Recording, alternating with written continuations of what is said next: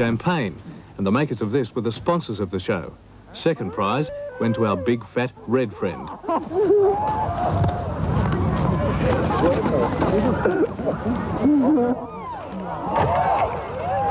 The award for the longest run went to a cruise missile. So long, it ran off the course. In the past, the Nutters Club has gone hang gliding over volcanoes, but they much prefer the snow. Relatively speaking, they have softer landings. And on this day, remarkably, there were no serious injuries. From the European desk, this is Lee Hatcher reporting.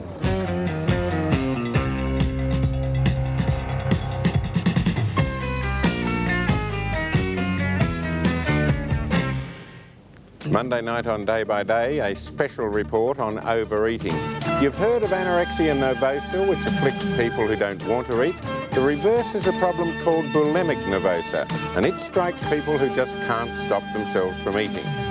And we'll show you a revolution. Is well and truly on now to what I think is Johnny Tapp's favourite day of the year, Golden Slipper Day. Yeah, well, Mike, we did the show there, Wide World of Sports, 2 or 3 years back. You and Chappelli were there for the whole day, and I think you'll agree that it's rivalled only by the Melbourne Cup as the most glittering, atmospheric race day on an Australian track. Well, we'll be out there again next Saturday too, bringing you Wide World of Sports live from Rosehill. That's beaut, and all of the big races on Golden Slipper Day will be seen on the Nine Network, and the action, the atmosphere, the colour and the drama of yet another Golden Slipper Stakes will be coming your way as it happens. Well, I guess it's a time when owners, trainers and jockeys aspire to the greatest pinnacle that thoroughbred racing can offer, certainly in the state of New South Wales. Next Saturday afternoon there'll be one very happy trainer, very happy jockey, very happy owner.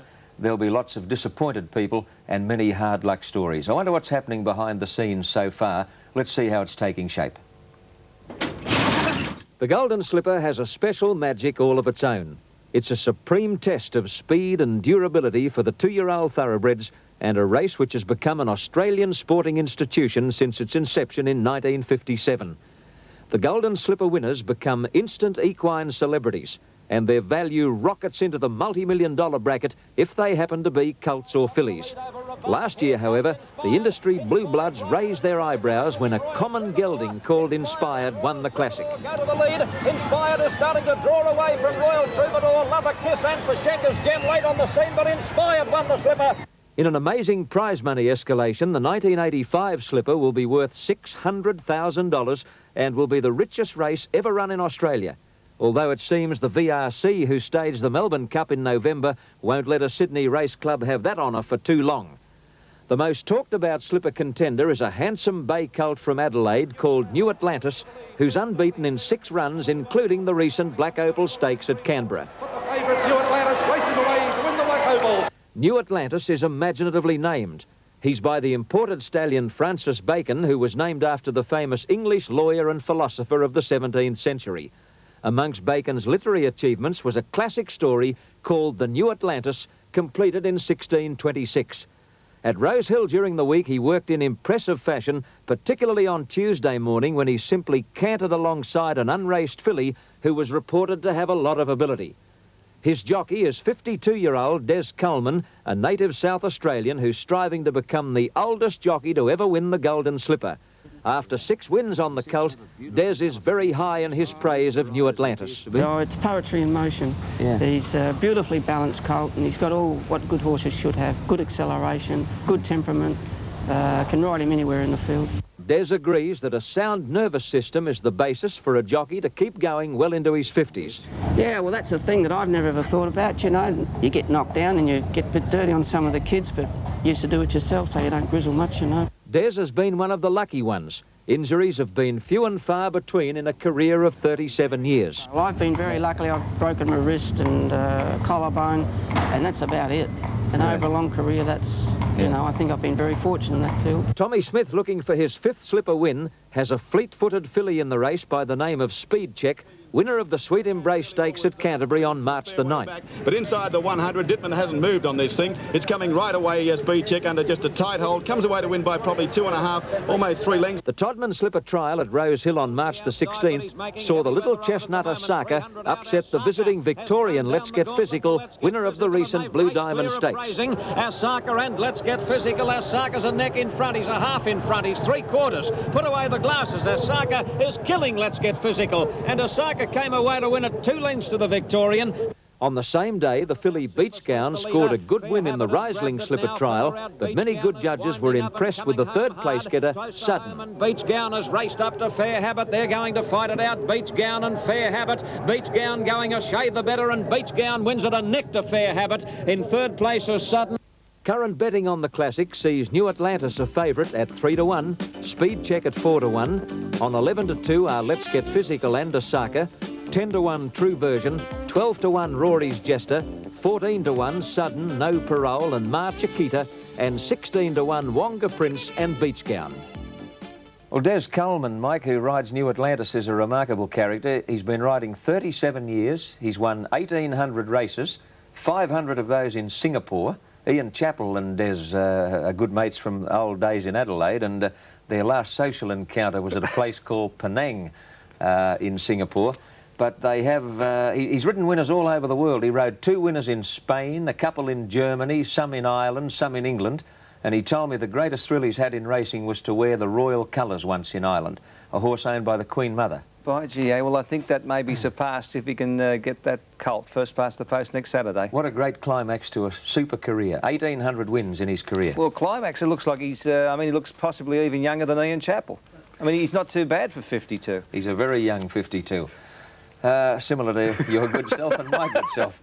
All right, Mike, the last 2 lead-up races were run yesterday at Rose Hill. The Pago Stakes was the first event on the card. They put plenty on a horse called Touch of Genius in the race, a stablemate to the Guineas winner Spirit of Kingston, and Touch of Genius actually led the field into the straight.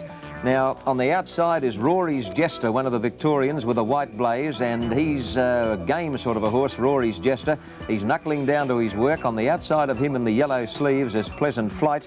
At the head of the others, No Parole. That's No Parole on the rails, now getting a split between Touch of Genius and Rory's Jester. Fleetingly looked the winner, but its run was short-lived, and Rory's Jester and Pleasant Flight have come away, and they're going to fight it out. The horse on the outside with number 1 saddlecloth is Timothy, who ran a very good race. And close to home, however, it's Rory's Jester and Pleasant Flight. They go to the line locked together. Darren Gauci on Rory's Jester, Peter Cook on Pleasant Flight, and Rory's Jester got there at odds of 5-1 over Pleasant Flight with No Parole third.